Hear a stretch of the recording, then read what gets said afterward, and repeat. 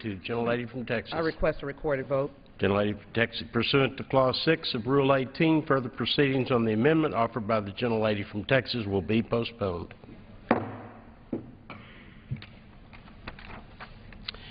It is now in order to consider Amendment Number 8, printed in House Report 113-88. For what purpose does the gentlewoman from California seek recognition? I rise to offer Amendment Number 8, the Polis-Connolly Amendment. The clerk will designate the amendment. Amendment Number 8, printed in House Report Number 113-88, offered by Ms. Chu of California. Pursuant to House Resolution 228, the gentlewoman from California, Ms. Chu, and a member opposed, each will control 5 minutes. The chair recognizes the gentlewoman from California. I yield myself as much time as I may consume. Gentlelady is recognized. I rise today to offer an important amendment, along with Congress members Polis and Connolly, to H.R. 3, the Northern Route Approval Act, which would authorize construction of the highly controversial Keystone XL pipeline. Our amendment calls for the Government Accountability Office to conduct a study on the cost of cleaning up oil spills from this pipeline. We need to know how much it's going to cost taxpayers to decontaminate our cities, towns, and farmlands when the pipeline leaks. We need to know how a spill will harm residents and the environment. Will it make Americans sick, pollute our water, and contaminate our farms? Americans have the right to know the full cost and harmful impacts that a spill would have. There are many serious questions and inadequacies in some of the analyses of the project, if not glaring holes. Take greenhouse gas emissions, take pipeline safety and spill response, take alternative pipeline routes. There's too much we don't know.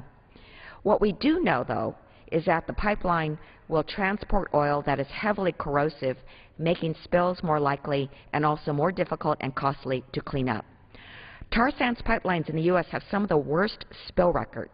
Pipelines in North Dakota, Minnesota, Wisconsin, and Michigan spilled nearly 4 times as much crude per mile than the national average in the last 2 years. And yet, the Keystone XL pipeline, as planned, will cut across America's heartland. It will run above the Ogallala Aquifer, which is a main source of drinking and farm water for 9 states, endangering hundreds of thousands of people. That is why I oppose the bill. We cannot rush a decision that could have so many harmful impacts on the health of thousands of Americans. And that is why I urge the House to support our amendment.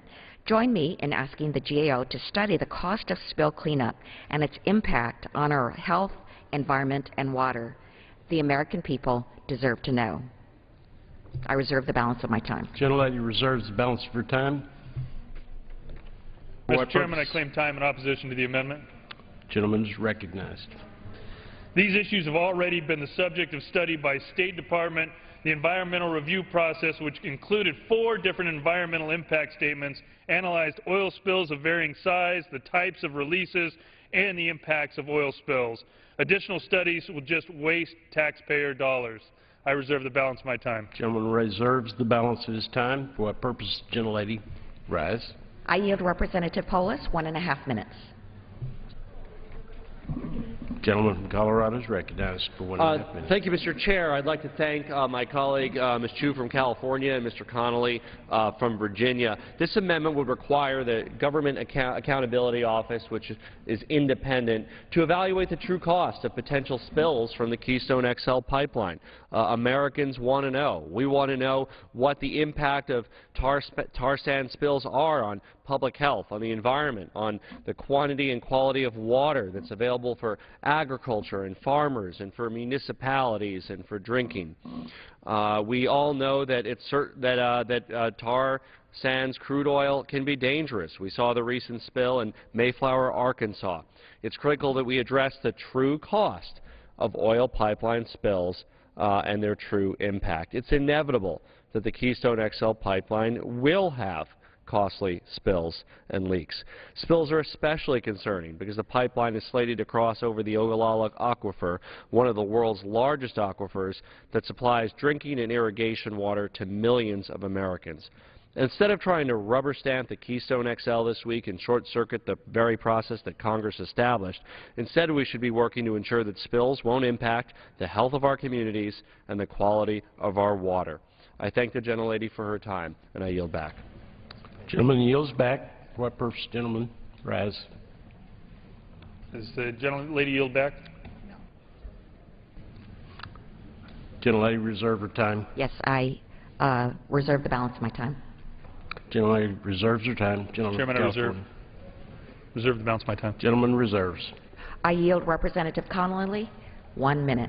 Gentlelady from California yields Representative Thank you, Connolly, Mr. Chairman. 1 minute. And I thank my friend from California, Ms. Chu, for her leadership, and my colleague, Mr. Polis, from Colorado. I couldn't be in more congenial company on an amendment that I think is very simple and straightforward. The American people are entitled to transparency. As Mr. Polis indicated, leaks are inevitable in any pipeline. Corrodes, especially with this kind of crude oil, which is highly corrosive, you're going to have leaks. The American people are entitled to know the costs of cleanup and the dangers to the environment. I think that's fairly straightforward. I know my colleagues share in the value of transparency in government, and I think we ought to be doing that here in the pipeline. I support the amendment and urge its adoption, and I yield back the balance of my time to the gentlelady from California. Gentlelady from California. I reserve the balance of my time. Gentlelady reserves her time. Gentleman from California. Reserve the balance Gentleman of from my time. California reserves his time. Gentlelady from California. I urge the House to support our amendment. The American people deserve to know, and I yield back. Gentlelady from California yields back. Gentleman from California is recognized. The American people have had 5 years of studies, the longest studies that have happened on any pipeline in our nation's history. What the American public are waiting for are the jobs that go with this. U.S. pipeline operators have safely transported oil sands crude for over 40 years. This is not a new concept. The 2011 Pipeline Safety Act further strengthened safety by increasing penalties for violations, authorizing additional safety inspectors, and granting new authorities to enforce oil spill response plan. That was a bipartisan bill that we passed out of here just the last session. TransCanada has agreed to 57 PHMSA PHMSA conditions on the pipeline's construction and operation, which is expected to make it one of the safest ever constructed. I urge a no vote and yield back the balance of my time. Gentleman yields back his time. The question is on an amendment offered by the gentlelady from California. Those in favor say aye. Those opposed say no.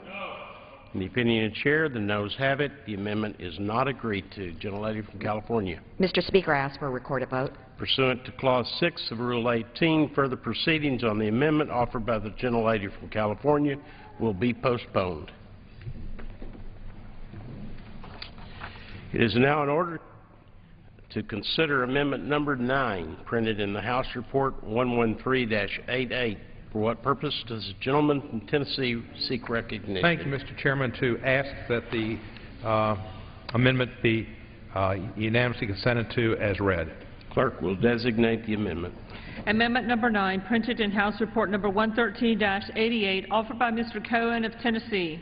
Move that it be considered as read. Pursuant to the rules, the amendment has been designated. Pursuant to the rule, the amendment has been designated. Thank you, sir. Pursuant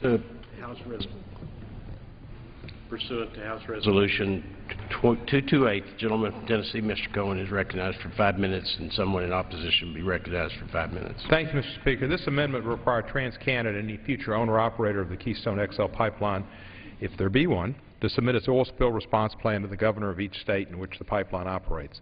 I'm well aware that current law requires the Department of Transportation to maintain on file current copies of oil spill response plans and to provide any person a copy of that plan. However, those copies are allowed by law to exclude certain information like specific response resources, tactical resource deployment plans, and information on worst-case scenario discharges. I understand there are concerns about broad distribution of the plans and its proprietary information, but those concerns should not apply to governors of the state, people like Mary Fallon and Nathan Deal, who we've all served with, or many of us have. The governors of some states, and in this state with Mary Fallon, governors of a state that very pipeline would run through. These states have the right to evaluate oil spill response plans in detail, integrate into their respective emergency management systems, and then provide the necessary resources for appropriate emergency response plans.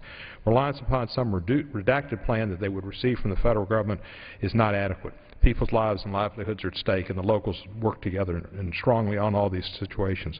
Nor should these governors be expected to wait until a spill has occurred when they are already in the process of sending first responders into harm's way to receive a full copy of the full plan from TransCanada, which by law, the only time the company is required to share that unredacted version with the state government. South Dakota was wise enough to realize the problems with these regulations. The state enacted legislation to mandate receipt of the plan prior to operation of the pipeline. The other states should not have to jump through any hoops just to obtain information they need in order to provide appropriate emergency response to dangerous situations to protect their citizenry. When offered this amendment, the Transportation Committee, my esteemed colleague, the Honorable Chairman Schuster, recognized the need to balance access to these response plans with the need to protect sensitive information from becoming public. And I think this amendment strikes that proper balance by limiting the access to the governors. He had offered to work with me on the issue in a future authorization bill, and I appreciate that kind offer.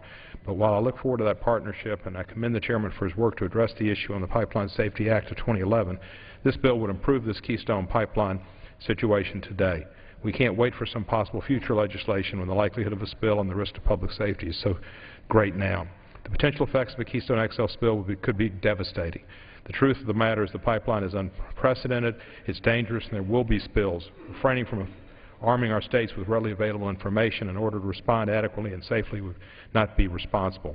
Mr. Chairman, I appreciate this time, and I know this issue is important, and it demonstrates Congress's respect for governors and state governments, and the men and women who risk their lives to protect us every day, those first responders. And with that, I'd urge all my colleagues to support the amendment, and I'd reserve the balance of my time. The gentleman reserves the balance of his time. Gentleman, for what purpose does the gentleman from California rise? Mr. Chairman, I claim time in opposition to the amendment. Gentleman is recognized. Reserve the balance of my time.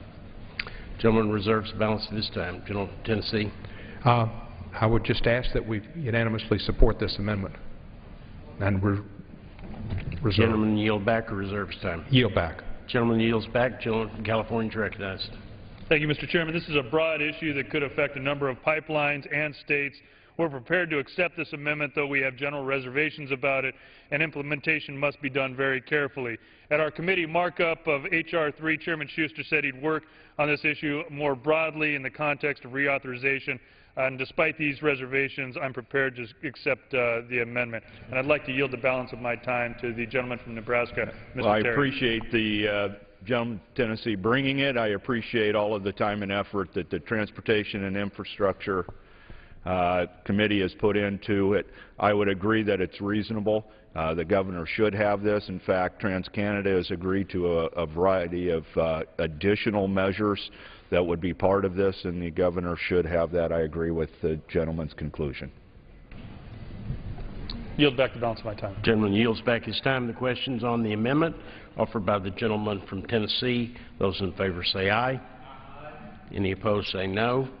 The chair of the, in the opinion of the chair, the ayes have it. The amendment is agreed to.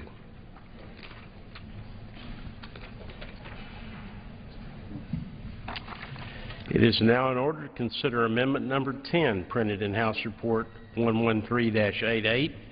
For what purpose does the gentleman from New Jersey seek recognition? I have an amendment at the desk, Mr. Chairman. Clerk will designate the amendment. Amendment number 10, printed in House Report number 113-88, offered by Mr. Holt of New Jersey. Pursuant to House Resolution 228, the gentleman from New Jersey, Mr. Holt, and a member opposed will each control 5 minutes. Gentleman from New Jersey is recognized. Mr. Chairman, this amendment that I am offering on behalf of the gentleman from Virginia, Mr. Connolly, and the gentleman from Massachusetts, Mr. Markey, simply requires that the oil transported through the Keystone XL pipeline, the refined products made from the oil as well, stay in the United States, except under certain circumstances. Now, the proponents of the Keystone pipeline, that, as we've heard today, say that it is important for U.S. energy security. Now, that can't be true if the oil just passes through the United States on its way to other countries.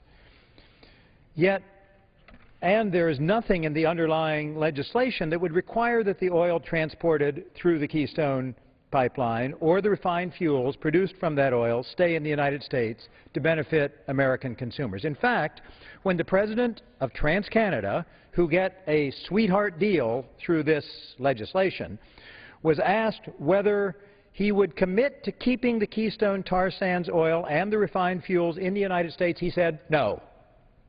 That's why we need to adopt this amendment.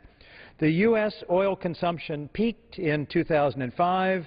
It's declined by more than 10% since then. During the same period, U.S. petroleum production increased 38%.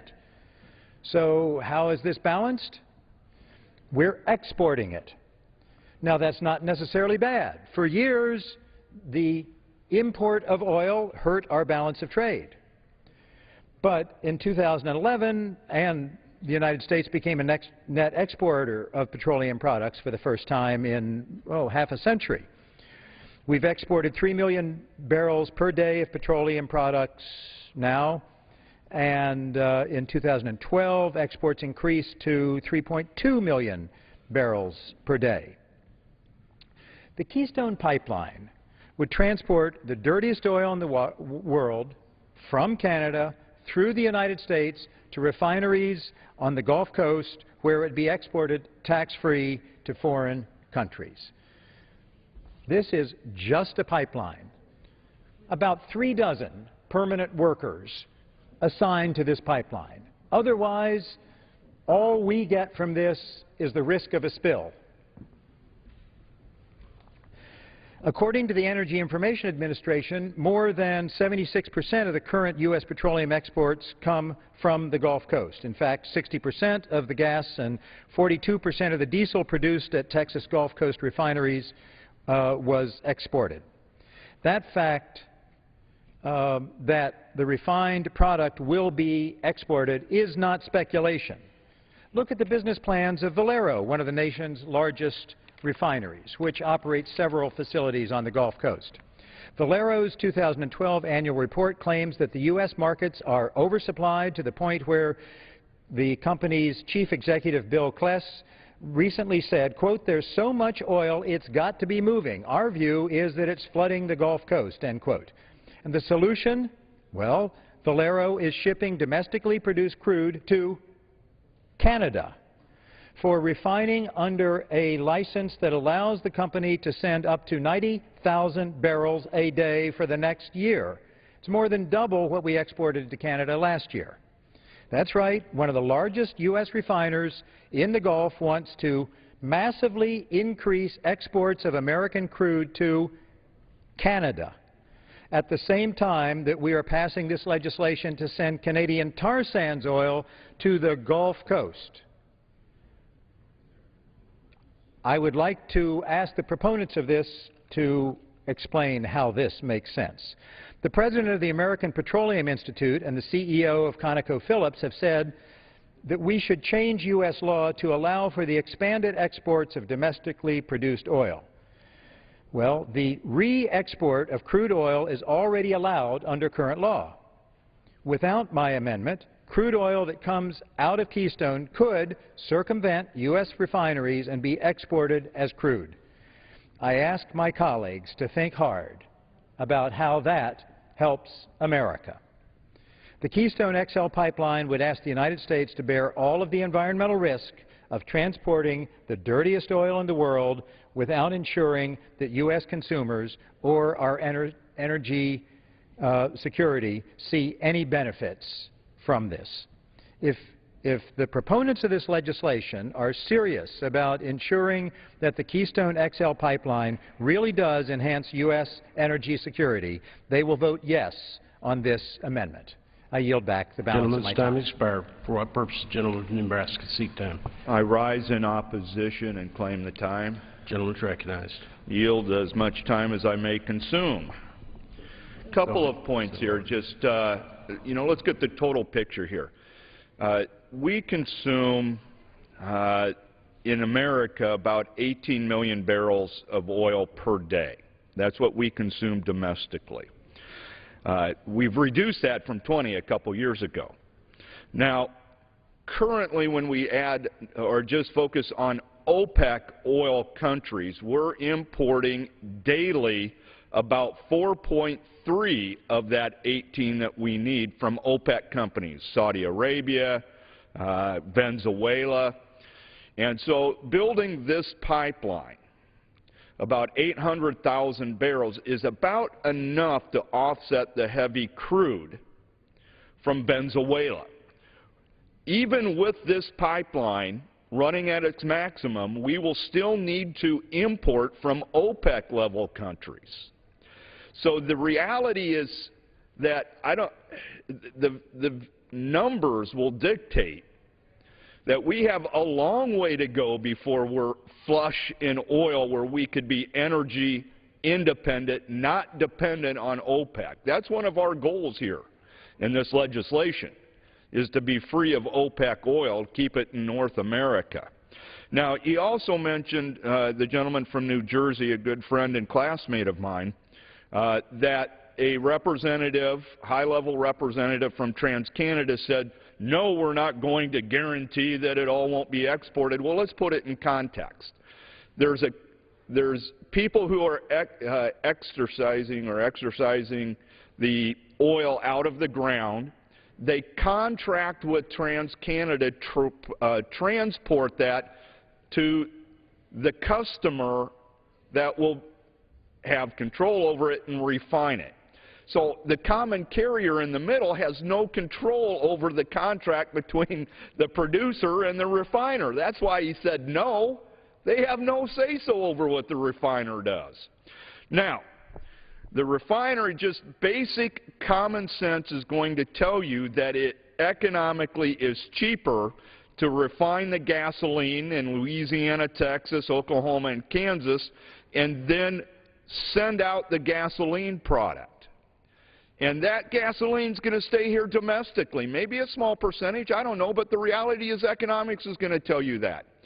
But here's why this amendment has to be defeated. And this is why this is just kind of an absurd amendment, because it says none of that oil that's put in a barrel could be exported. None of it. None of its byproducts either.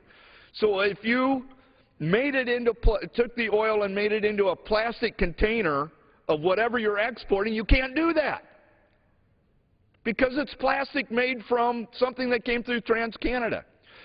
The gentleman also mentioned diesel. Even at the highest level of our dependence on OPEC oil, because of our use of gasoline as our dominant source of transportation as opposed to diesel, which is our symbiotic relationship with Europe, where they use diesel, not gasoline, we have exported that. So we can't even continue that level of relationship, that symbiotic relationship where they send us the gasoline they don't use and we send them the diesel. We can't do that. And as in every barrel, there will be lubricants, there will be gels, there will be other industrial uses that are exported all the time that we couldn't do here. But what the American consumer wants is the gasoline from that, and economics, marketplace pressures are going to tell you it's just a lot cheaper to refine it here and then send it to their gas stations. And that's what the consumer wants. That's what's going to happen. Even the State Department said that was a fallacy, that the gasoline was going to be exported.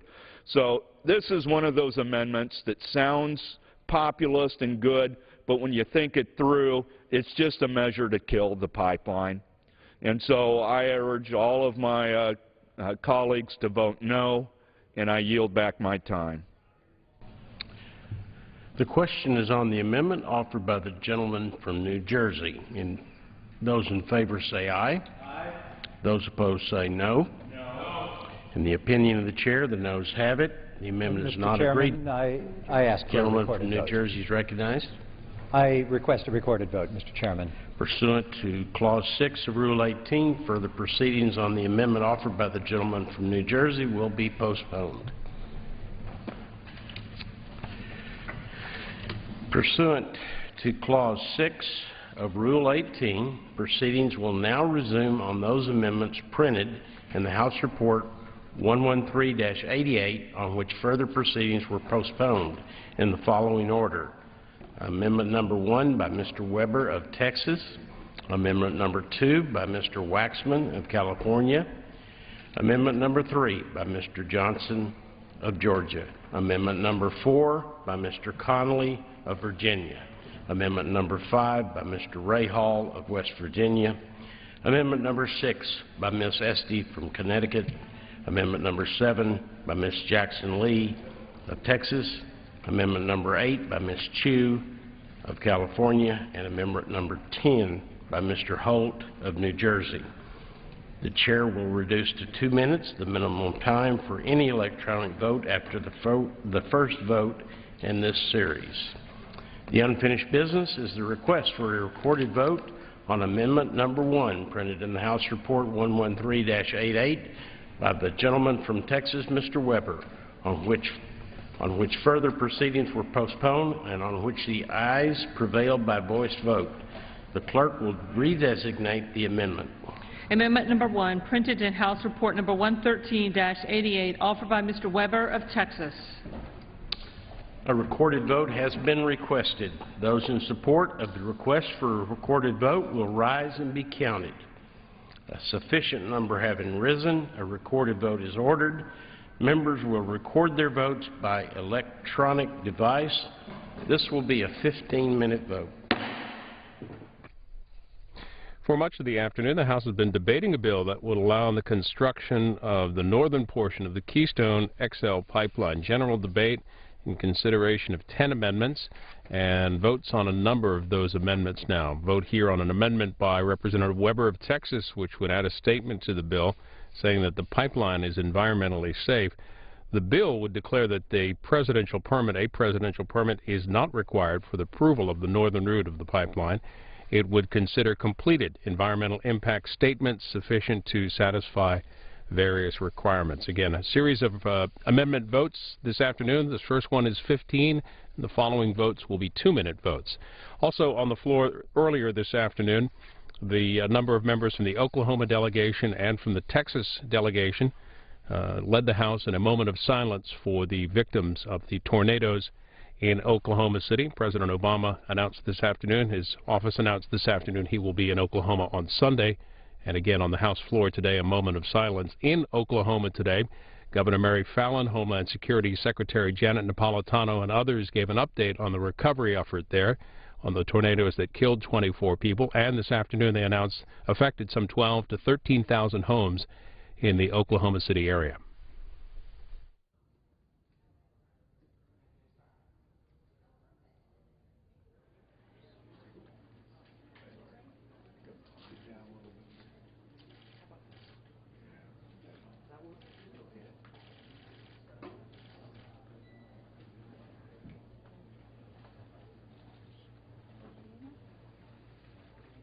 Good afternoon. We appreciate all of you coming today. We are very pleased to have our Secretary of Homeland Security, Janet Napolitano, here today. Welcome. We're so glad to have you here in our state.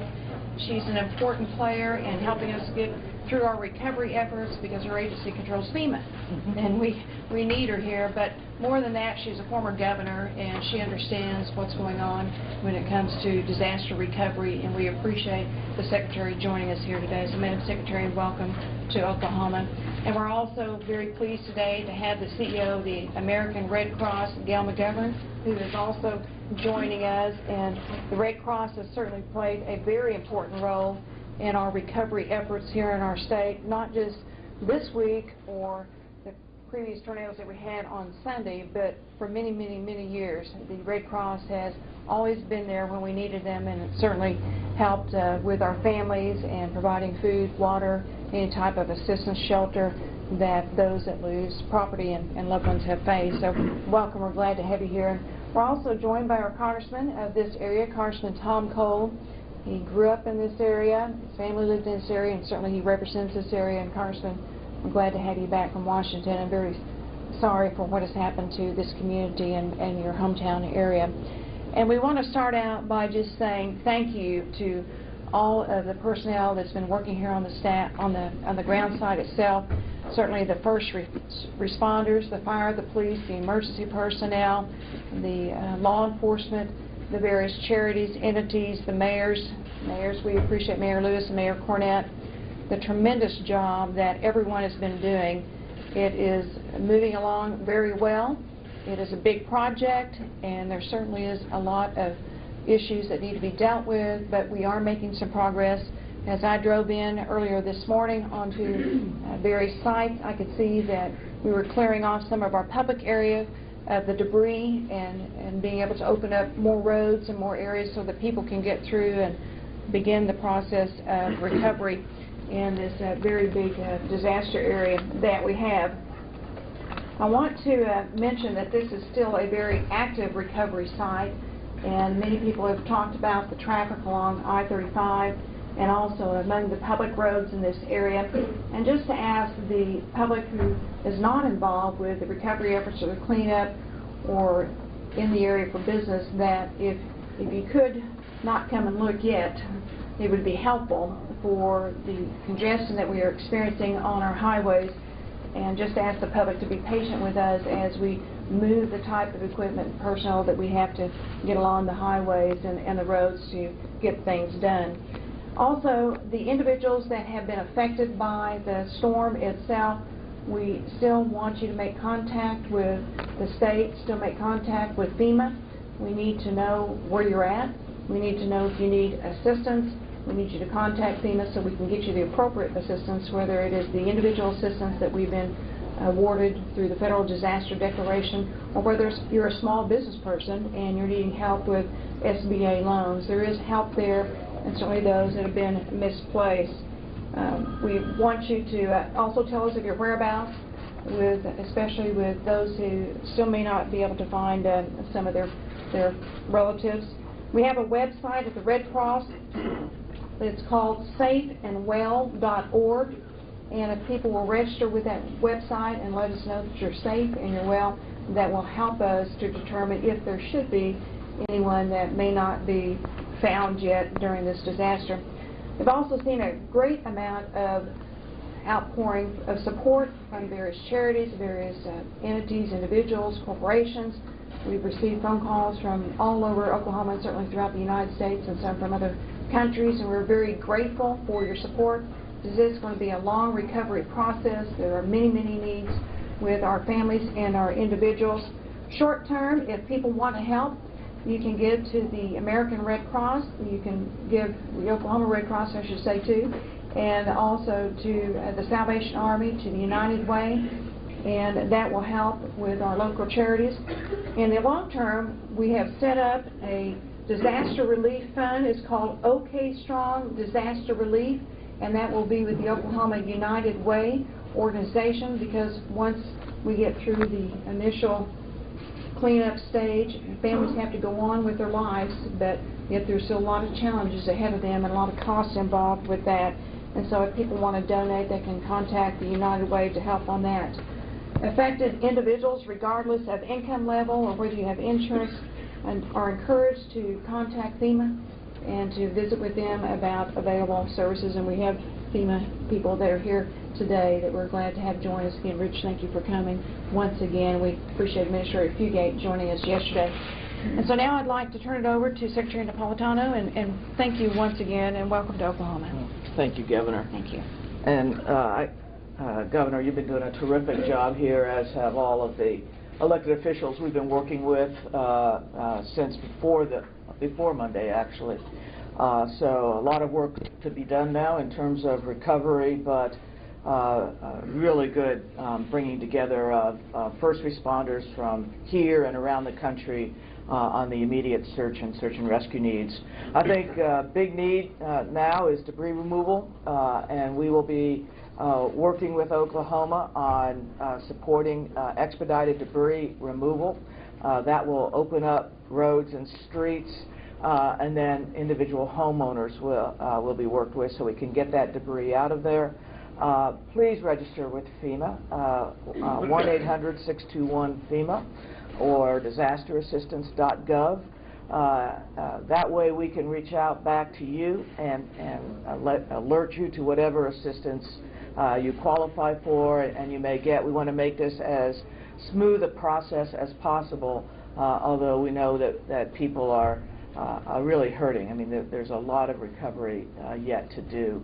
And on that point, I'm pleased to hear the charity that you're forming is called Oklahoma Strong. I think one of the things that has impressed me so much has been the strength and resilience of the Oklahomans who have been affected by this disaster and who are taking charge and moving forward with the recovery of their communities. It's very impressive, and it's a model for the rest of the country. And to top it off, I understand high school graduation will occur on time in this community this weekend. So recovery is underway. Debris removal is a key thing today. Get in touch with FEMA if you haven't done so already. And we will be here to stay. At some point, the cameras will leave. The national ones will leave first, then the local ones. But on behalf of President Obama and on behalf of FEMA, we will be here to stay until this recovery is complete. So you have our commitment on that. So thank you, Governor. I'd like to introduce Rich Serino, who is the Deputy Director of FEMA. Rich. Thank you, Secretary, Governor, Congressman, Mayors. First off, I just want to express our condolences and the thoughts and prayers to those and the families that lost their lives, as well as the folks who are injured. But also a very big thank you to the first responders, the police officers, the firefighters, the EMTs, the paramedics, the nurses, the doctors. They saved lives. They saved lives after the tornado struck. They put themselves at risk. And also a thank you to the mayor and to the governor, to the congressman to show the leadership, as well as the emergency management community. Albert Ashwood's one of the leaders in the country of emergency management, and thank you for your leadership, Albert. One thing that's important the Secretary mentioned I want to reiterate, it's very important for those affected to register for help. There's 3 ways. They can dial 1-800-621-FEMA, go to disasterassistance.gov, or if they have a smartphone, they can go to m.fema.gov and register for help on their smartphone. That's very important for people to register as soon as possible so we can get some of the assistance that they need. There's also 2 disaster recovery centers that are opening today. The others will open over the next few days in order for people that they can go there and not only register but get person-to-person help for what they need. The Secretary mentioned it, but FEMA was here before the storm struck, working closely with the state and the local, and our job is to support the governor and to support the local officials. We were here before the storm, we'll be here after the storm, and we're going to be here for as long as it takes for Oklahoma and more in Oklahoma City to rebuild.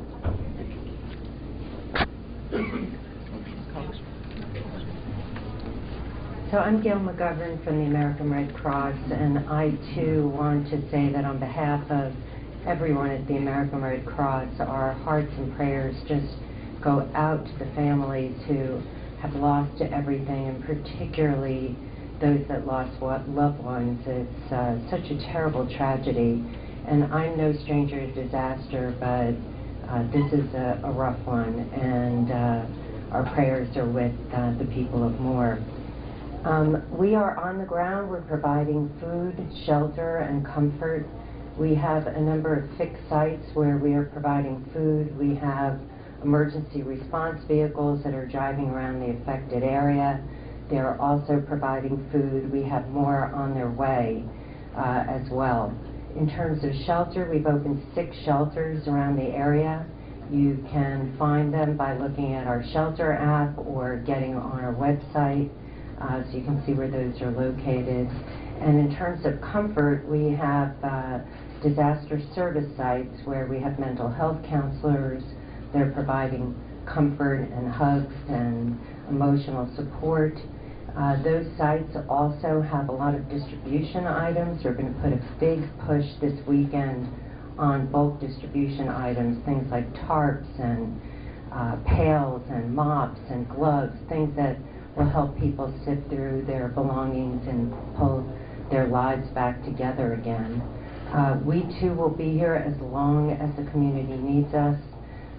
We have a local chapter here, a state chapter here, and we'll make sure that we are here serving any unmet needs that we can fill in terms of gaps. Oklahoma is remarkably prepared. You look at the devastation and you consider the loss of life. If you want to learn about what to do in the event of a tornado, we have a free tornado app. I would recommend that everyone download it so that they also can be prepared. And again, I want to thank the American public for their support of the American Red Cross, and thank the elected officials here on the ground and the first responders. They are truly doing a remarkable job. Thank you. Hi, I'm Congressman Tom Cole, and obviously I'm privileged to represent the area, but more importantly, it's my home. It has been for 53 years, so what happens here is extraordinarily important to me. And I want to start quickly and thank our own two local masters of disasters, and that's Mayor Glenn Lewis and City Manager Steve Eady. I mean, the first response is the first response, and nobody does it better than those two gentlemen and the police and the fire department around here. Sadly, they've probably had too much experience at it, but they're awfully good, and we're very, very fortunate to have that quality of local leadership here. Our county people, you know, Joe, Gerry, have been wonderful. Again, they're the next layer here, and couldn't ask for better support than we've gotten. But you know, the governor's my old friend, my old colleague. We served together in the legislature. We served together in the Keating administration. We served together in Congress, and there's nobody that could possibly be better or better prepared to lead us. Governor, I'm so proud of you and all the help. As a matter of fact, we were joking back. I said, you must be planning to run against Lewis for mayor of Moore next, because you're spending so much time here in the last few days. But she has been tireless, and Glenn will sooner or later hang it up. Your term limited. I can see a deal being worked out here. But we're just proud of our governor, and very proud of Albert Ashwood, who and I tell him we got to stop meeting like this. We've been doing it ever since the Oklahoma City bombing disaster. Just one of the best in the country.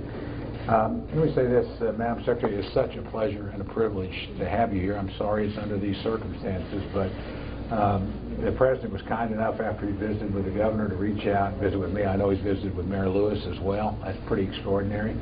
The first thing he did was appropriately, said, I want you to know Michelle and I are praying for you guys, and we know this is tough and very difficult. And then he immediately ticked off the resources that would be available from FEMA and from NORCOM, and mentioned obviously the Secretary would be here in relatively short order, and said, look, anything you need, anything, and I want you to call directly. And that was an incredibly generous and gracious gesture, and frankly one that I appreciate, the Governor and everybody here does, and I know he means it. So I'm very, very grateful for that. I'm also grateful that, I know that the commitment's not just while you guys are here, but for the longer term. The Speaker of the House, my friend John Boehner, also made it very clear that we're going to be working in a very bipartisan way. That actually does happen in Washington, D.C. Tragically, it usually is something like this sometimes, so hopefully we can get beyond that someday. But I have no doubt that we'll have a tremendous long-term federal response. We've got the immediate needs, and nothing can replace family members. Obviously, they're lost. Very tough when lives are upset and overturned, and we can do some things to help. We can't make it complete, but over the longer haul, there's all sorts of infrastructure needs and things like that, and I have no doubt we'll work together. And I know Governor Fallon's already been working with the state legislature in the short term to try and get some things set up so that she's free to operate and do what she thinks is appropriate here. So again, we want to thank you here, and I want to end with this. And we have a lot of media here. Thank you for coming, because quite frankly, every time you cover it, I've dealt with enough of these things. Americans are really remarkably compassionate and decent people, and if they see there's a need, they respond. And so, they turn to the Red Cross and the Salvation Army and the United Way and these kind of groups very quickly. And it's because you show what's happening here, that there's a really decent people going through a really difficult time that's responding really well, that need some help. And so we appreciate very much that you're here. Thank you. My name is Albert Ashwood. I'm the Director of Emergency Management. I just have a couple of quick items, if I could. Again, I'd like to reemphasize the wonderful thanks we have and working relationship we have with FEMA. They've always been here with every disaster that we've ever had. They're wonderful partners. Unfortunately, we're here a little too much sometimes, but we definitely appreciate all the help that you give us. We're working very closely with them as well as the communities as far as debris removal and recovery. I know people want to get back in, they want to work, and we're going to be working with the cities to make sure that that happens as quickly and expeditiously as possible. The one point I do want to make is everything that we talk about here today, when we talk about calling FEMA, when we talk about assistance that's available, it's not just for the Moore residents or the Moore tornado. Don't forget that we had tornadoes in Shawnee, the Bethel Acres area, that we had tornadoes in eastern Cleveland County, Kearney. They are all included in this disaster declaration. I know it's very hard for them sometimes because the cameras move this way to the bigger disaster, the more area that's covered, and they tend to be forgotten or feel forgotten. We need to get that message out to them, and we'll be doing that with FEMA's help to make sure that we get out there as quickly as possible, let them know that they're part of this as well. So thank you. Glenn? I'd like to say thank you for everybody that's standing behind me and everybody standing in front of me. I appreciate the job that you're doing. I do have one announcement. As of 3 o'clock this afternoon, we're going to be allowing residents back into their neighborhoods, and this will mean light vehicles, no heavy equipment, no trailers, and no satellite trucks. We will be allowing press to go in at 3 o'clock into the neighborhoods. So you have to be out by dark. And that's about all I have to say, but I just want to say thank you so much to the President, thank you so much to Madam Secretary, and thank you so much to the Governor, the Congressman, everybody here. I just appreciate it, and thank you. I want to echo Mayor Lewis's comments on thanking the state and the federal government. You know, as mayors and dealing with municipal government, we can only act within the enabling legislation that they apply to us and for us. So we are very grateful to the help we're receiving. The numbers of this event are becoming even more staggering. 33,000 people affected, 12,000 to 13,000 homes impacted, property damages $1.5 to $2 billion. Obviously, this is a significant event, and it's one that's going to take us a while to address. From a City of Oklahoma City perspective, the water is back on. We will also be pulling back the bulk of our fire protection from the area. The search and rescue aspect has ended, and they will be going back to their normal duties. We'll keep a couple of small fire battalions on hand to help answer questions, make sure kids aren't playing in the debris, those types of public safety issues. The police will stay on in force to continue to secure the area, make sure that the people are in there are the people that are supposed to be in there. A couple of other notes. At my urging, the Big 12 baseball tournament will begin tomorrow in Oklahoma City, one day later than originally intended. I appreciate their commitment to this. I think at a time like this, having an appropriate diversion might be good for us and our morale. But it's going to be a long weekend. Not that my schedule is more important than anybody else's, but I'm going to be throwing out the first pitch at 9 and then attending the first funeral at 10. This is going to be a tough weekend for us as we bury those children who died in the elementary school and the rest of our citizens who fought from the storm and just couldn't evade the terror. Thank you all for being here and drawing so much attention to this event. It is very helpful, and I'm sure that people behind me are hearing from people all over the world offering prayers and condolences, and we hear them all, we feel them all, and it's very much appreciated. Thank you all.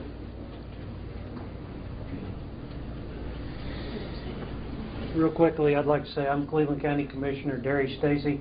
We've had an outpouring of people from all across the country, and we do appreciate that so much. As a prior first responder, I'd like to say the partnerships that have been developed here have been unbelievable. From day one, when this first started on Sunday, all the way through, it's been incredible. And I appreciate the Governor's state's response to this, and Madam Secretary and the federal government. It has been unbelievable. we'll be here. This is our county and this is our city, and we've cried together and we will continue to cry, but we'll heal together too. And it may be a long road, but we'll make it through. And I appreciate all of you being here. Thank you. Real quick, I just want to say again, I'm Representative Mark McBride. Any of you that need to get hold of any of these people or anybody, my cell number is 593-5312. I'm here for you. I'll be out. I've been out ever since the tornado happened, so if I can be there to assist you, call me, or I'll meet you, come to your home, whatever I can do. Thank you. That may be the bravest statement here. Give out your cell number. New guy. They're my folks. Okay, do we have any questions? Are there people missing, Governor? We've heard from some residents that still can't get in touch with their family, but also officials have said, I should say, that everyone is accounted for. Is there an active search and rescue, search and recovery right now for missing people? And if so, how many people are missing? I'll go ahead and step up there if I could. Just talking to the command post last night, is my understanding that there are 6 individuals that they're looking for, but they're all adults. And it's not known whether they actually walked off the property and just haven't made contact, or if they're actually in the rubble somewhere. That's very, very fluid at this time. But they're trying to account for them today and make sure that that's taken care of. Does that mean the recovery, though, is the recovery effort completely officially over, or is it still ongoing to some degree? It was a bit unclear yesterday. I think we're transitioning into recovery. I would be the last one to say that it's totally over, not being the fire chief or the police chief that is heading up incident command here. So. Are there any updates on the Plaza Towers Elementary School? It is my understanding, and again talking to the Unified Command at the command post, is that they believe that all the children are accounted for at Plaza Towers. You have anything for? That's okay. what we've heard. I was told that in the school there was no facility to protect the teacher and the students. Is that right? Well, let's keep in mind, the tornado that we're talking about is the 1 or 2% tornado that you get. It's the anomaly of the severe weather. Most tornadoes that come across, whether they be EF1 to EF3, you can protect yourself in your own home, basically taking those tornado procedures.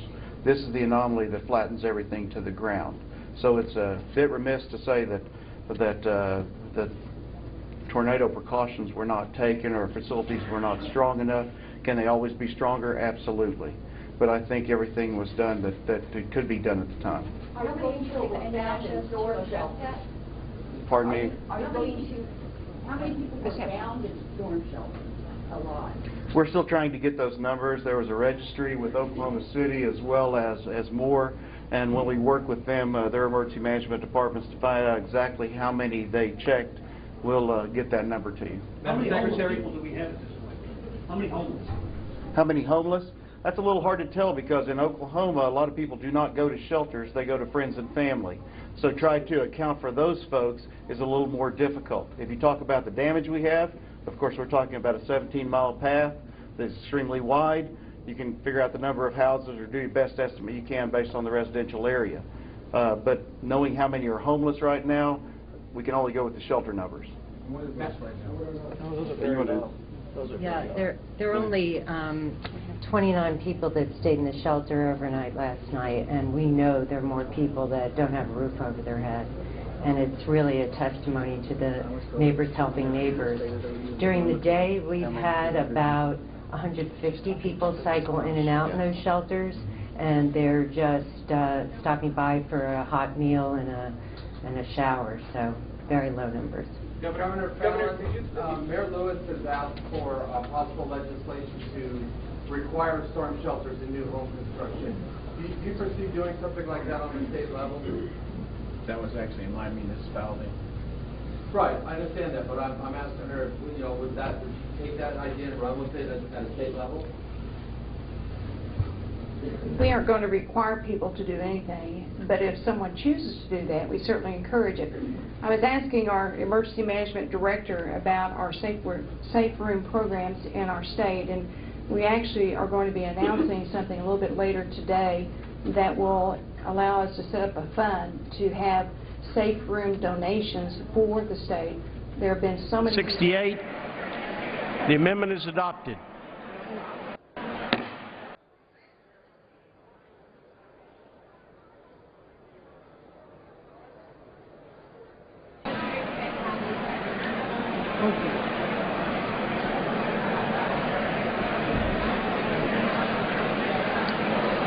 The unfinished business is a request for a recorded vote on Amendment Number 2, printed in the House Report 113-88 by the gentleman from California, Mr. Waxman, on which further proceedings were postponed, in which the noes prevailed by a voice vote. The clerk will redesignate the amendment. Amendment number 2, printed in House Report number 113-88, offered by Mr. Waxman of California. The recorded vote has been requested. Those in support of the request for a recorded vote will rise and be counted.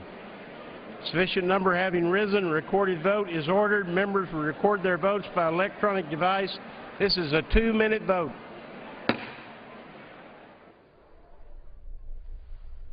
Including this one, 8 amendment votes to a bill that would allow construction of the northern portion of the Keystone XL pipeline from Canada into Nebraska. This amendment by Representative Waxman of California would prevent the bill from taking effect until greenhouse gas emissions from additional oil drilling are offset. This and all the other amendment votes will be 2-minute votes.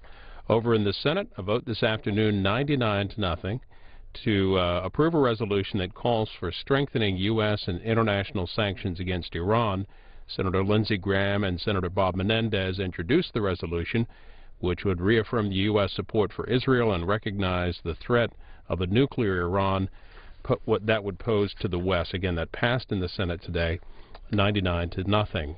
Meanwhile, Eric Holder, the Attorney General, has written the Senate, written to Patrick Leahy, the chairman of the Judiciary Committee. In his letter, he said 4 American citizens have been killed in drone strikes since 2009. The Attorney General said that in conducting U.S. counterterrorism operations against al-Qaeda and its associated forces, the government has targeted and killed 1 American citizen, Anwar al-Awlaki. In a letter to the Judiciary Committee, he says that the U.S. is also aware of 3 other American citizens who've been killed in such counterterrorism operations over the same time period. Coming up tomorrow, we'll have coverage for you of President Obama and a speech on national security issues. He'll be speaking to the National Defense University. Look for coverage on the C-SPAN networks.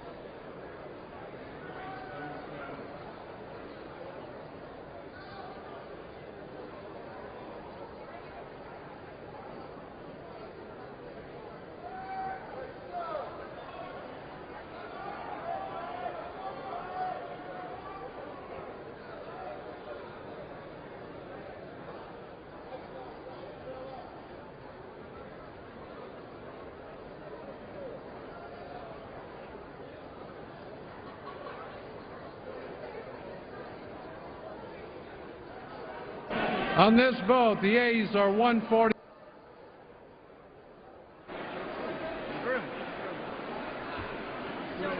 Mr. Grimm.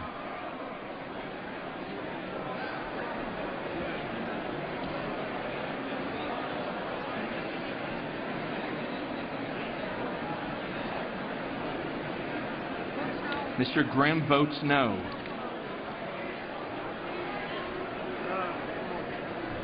On this vote, the yeas are 146, the nays are 269. The amendment is not adopted. The unfinished business is a request for recorded vote on amendment number 3, printed in the House Report 113-88 by the gentleman from Georgia, Mr. Johnson, on which further proceedings were postponed, on which the nays prevailed by voice vote. The clerk will redesignate the amendment. Amendment number 3, printed in House Report number 113-88, offered by Mr. Johnson of Georgia. A recorded vote has been requested. Those in support of a request for a recorded vote will rise and be counted. A sufficient number having risen, a recorded vote is ordered. Members will record their votes by electronic device. This will be a 2-minute vote. Amendment votes to a bill that would declare presidential permit is not required to approve the Keystone XL pipeline northern route. 2-minute vote here on Hank Johnson's amendment, which would require a study of the health effects